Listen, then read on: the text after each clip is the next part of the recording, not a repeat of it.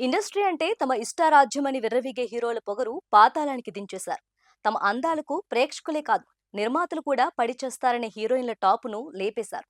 ఓ movie చేస్తామని ఓ నిర్మాత వద్ద కోట్ల రూపాయల అడ్వాన్స్ గా తీసుకోవటం, మర్నాడే మరో మూవీకి సైన్ చేయటం, తమ ఇష్టం వచ్చిన మూవీ చేసుకుంటూ నిర్మాతలకు చుక్కలు చూపించటం, ఇవన్నీ ఇక గత చరిత్రే. తాము లేకపోతే ఇండస్ట్రీనే లేదన్నట్లు బిహేవ్ చేసే యాక్టర్లకు, టెక్నీషియన్లకు తమిళ సినీ నిర్మాతలు దిమ్మ తిరిగే షాక్ ఇచ్చారు. యాక్టర్లు ఇకపై ఒక మూవీ పూర్తి చేశాక మాత్రమే మరో మూవీ వర్క్లోకి ఎంట్రీ ఇవ్వాలని రూల్స్ తెచ్చారు. అడ్వాన్స్ తీసుకున్న మూవీ పూర్తయ్యే వరకు పక్కచూపులు చూడొద్దని, కొత్త మూవీలకు అడ్వాన్స్ ఇచ్చే ప్రసక్తే లేదని తేల్చి చెప్పారు. దీంతో ఏకకాలంలో 4-5 మూవీ ప్రాజెక్టుల్లో మునిగి తేలే ధనుష్ లాంటి హీరోల ఆగడాలకు చెక్ పెట్టినట్లయింది. టాలీవుడ్ లోనూ అలాంటి బాపత యాక్టర్లు చాలా మంది ఉన్నారు. పవన్ కళ్యాణ్, ప్రభాస్, జూనియర్ ఎన్టీఆర్ వంటి పెద్ద హీరోలే కాకుండా చిన్నా చితక కుర్ర హీరోలు కూడా అడిగిందే ఆలస్యం అన్నట్లు సైన్ చేసి అడ్వాన్స్ అకౌంట్ లో వేసుకుంటున్నారు. హీరోయిన్లు కూడా తక్కువేం తినలేదు. మరి వాళ్ళకు చెక్ పెట్టే దమ్ము ధైర్యం టాలీవుడ్ నిర్మాతలకు ఉన్నాయా? వందల కోట్ల పెట్టుబడులు, వేల మంది కార్మికుల జీవితాలతో ముడిపడిన సినీ పరిశ్రమ గుప్పెడు మంది యాక్టర్లు ఆడించినట్లే ఆడే పరిస్థితికి ఎప్పటికి తెరపడుతుంది?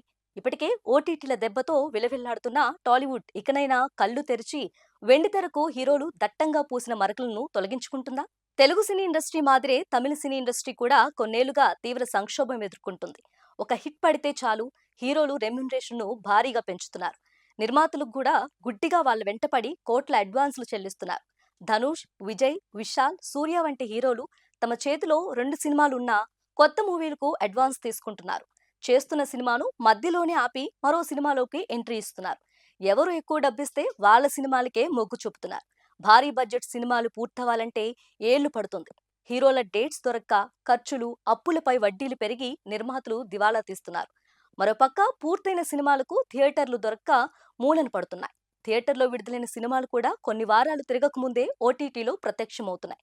ఈ సమస్యలకు చెక్ పెట్టేందుకు టాలీవుడ్ నిర్మాతలు జూలు విదిలించారు. ఇకపై యాక్టర్లు, టెక్నీషియన్లు ఒక సినిమా పూర్తయ్యాక మాత్రమే మరో ప్రాజెక్టుకు వెళ్లాలని తమిళ నిర్మాతల మండలి స్ట్రిక్ట్ రూల్ పాస్ చేసింది.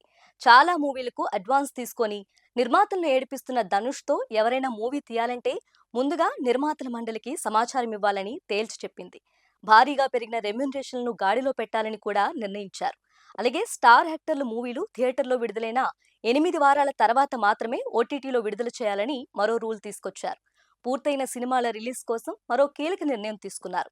ఆగస్టు 16 నుంచి కొత్త మూవీల షూటింగ్ నిలిపివేయాలని కండిషన్ పెట్టారు. ప్రస్తుతం షూటింగ్ జరుపుకుంటున్న మూవీలను అక్టోబర్ 30 కల్లా పూర్తి చేయాలని, ఈ సమస్యలన్నీ పరిష్కారం అయ్యేందుకు నవంబర్ 1 నుంచి సినీ పరిశ్రమను మొత్తం బంద్ పెట్టాలని నిర్ణయించారు.